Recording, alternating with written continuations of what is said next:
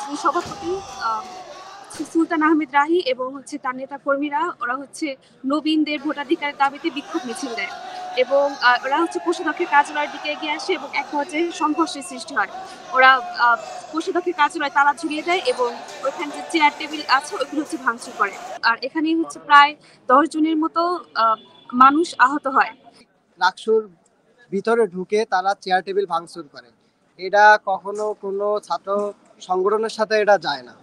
তারপরে তারা তারা তালা ঝুলিয়ে দেওয়ার পরে তারা সেখানে অবস্থান করে। এরপরে যখন সাধারণ শিক্ষার্থীরা যেখানে ফর্ম নিতে আসে তখন তাদের সাথে একটা হাতাহাতির পর্যায়ে সৃষ্টি হয় এবং এখানে বেশ কয়েকজন সাধারণ শিক্ষার্থী সেখানে অসুস্থ হয়ে যায় এবং তারা এখনো হাসপাতালে ভর্তি আছে।